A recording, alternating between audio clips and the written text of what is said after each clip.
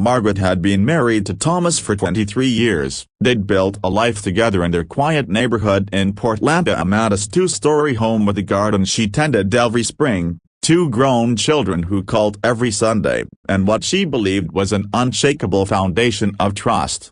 She was 51 now, with warm brown skin that held its elegance, and eyes that had seen enough of life to know when something felt wrong.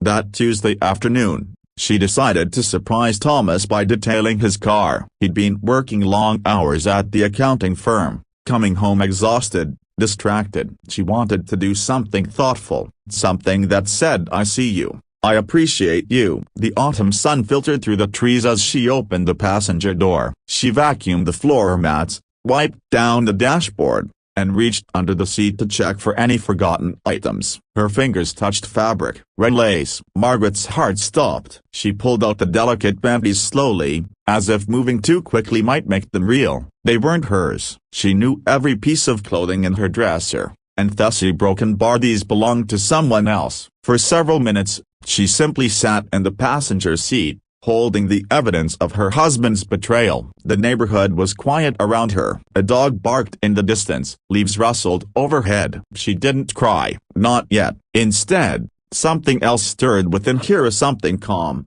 measured, and deliberate. Margaret had always been a woman who thought before she acted, who planned carefully, who believed that kindness and intelligence were not mutually exclusive with strength.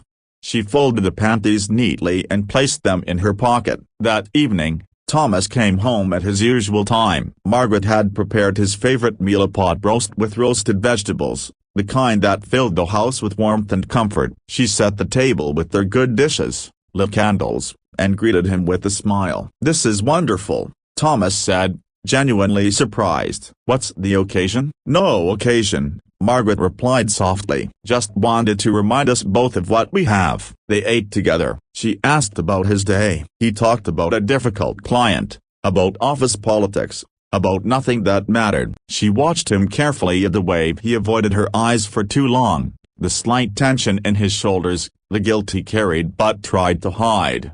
After dinner, she told him she'd cleaned his car. "You didn't have to do that," he said quickly. "I wanted to," she said. "I found something interesting under the seat though." She watched the color drain from his face. "Margaret, yeah." She held up her hand gently. "Not tonight, Thomas. Tonight, I want you to sit with what you've done. Tomorrow morning, we'll talk." He barely slept. She could hear him tossing and turning in the guest room where she'd calmly suggested he spend the night. She, surprisingly, slept soundly. There was clarity in knowing the truth, even when the truth was painful. The next morning, Margaret woke early. She made coffee, scrambled eggs, and toast. When Thomas emerged, looking haggard and ashamed, she was already seated at the kitchen table. "Sit down," she said quietly. He sat. She placed the red panties on the table between them. "Her name is Jennifer," he began, his voice cracking. "She's a paralegal at the firm. It's been going on for 4 months." "Margaret,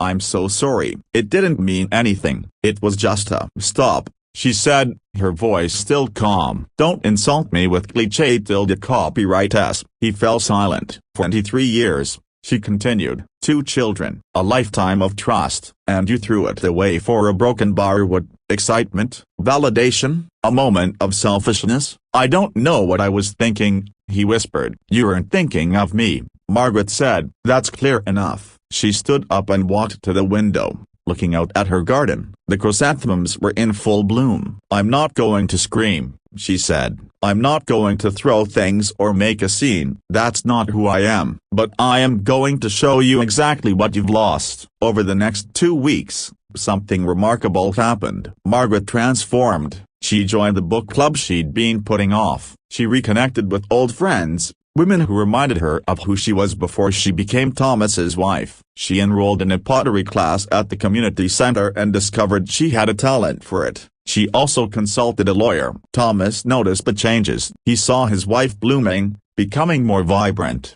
more present, more herself than she'd been in years. He saw her laughing on the phone with friends, saw her clay-covered hands creating beautiful things, saw her existing fully without him at the center. And it terrified him. He ended things with Jennifer immediately. He begged Margaret for forgiveness, for another chance, for mercy. He sent flowers, wrote letters, promised therapy, promised change. Margaret listened to all of it with the same quiet calm. One evening, 6 weeks after she'd found the panties, she invited Thomas to sit with her on the back porch. The evening was cool, and she made tea. "I've made a decision," she said. He held his breath. "I'm not leaving you," she said, "not because I'm weak, and not because I'm afraid to be alone. I'm staying because 23 years means something to me, even if it stopped meaning something to you for a while." Relief washed over his face. "But," she continued, "things will be different. You'll go to therapy alone and with me. You'll rebuild trust through actions, not words. And you'll understand that I'm choosing to stay, which means I can also choose to leave. Every single day, I'm making a choice. Don't give me a reason to choose differently." Thomas nodded, tears streaming down his face. "I'll do anything, Margaret. I'm so sorry." "I know you are," she said. "Sorry is a start, but it's only a start." What Margaret did next became the talk of their small community, though not in the way Thomas feared. She took the red panties and turned them into art. In her pottery class, she created a beautiful ceramic box, glazed in deep reds and blacks. She placed the panties inside, along with the note that read, a reminder that what we hide eventually surfaces. Choose truth, choose kindness, choose integrity. She sealed the box and placed it on a shelf in their bedroom, where Thomas would see it every day. It wasn't cruel, it was honest. The box became a symbol of transformation, and not just of their marriage, but of Margaret's refusal to be diminished by someone else's choices. Months passed. Thomas did go to therapy. They went to couples counseling. Slowly, painfully, they began to rebuild. It wasn't the same marriage they'd had before. It was something more honest, more fragile, more precious. Margaret continued with her pottery. She started selling her pieces at local craft fairs. Women would stop at her booth and admire her work, and sometimes she'd tell them the story of the red lace box. "We all carry boxes of pain," she'd say. "The question is what we do with them. Do we let them destroy us, or do we transform them into something meaningful?" 1 year after that terrible discovery, Margaret and Thomas sat together in their garden. The chrysanthemums were blooming again, just as they had the year before. "Do you forgive me?" Thomas asked quietly. Margaret considered the question carefully, as she considered everything. "I'm learning to," she said. "Forgiveness isn't a moment, Thomas. It's a practice. Some days are easier than others." "I don't deserve you,"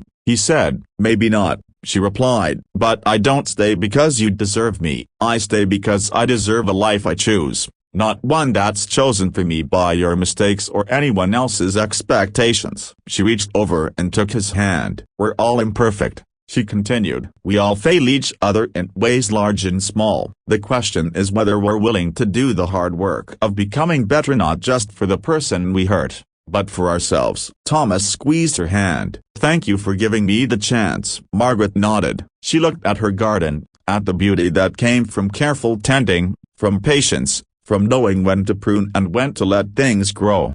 The red lace box still sat on their bedroom shelf, a reminder not of betrayal, but of resilience, of a woman who turned her pain into art, who chose her own path, and who understood that the most powerful revenge isn't destruction, but transformation.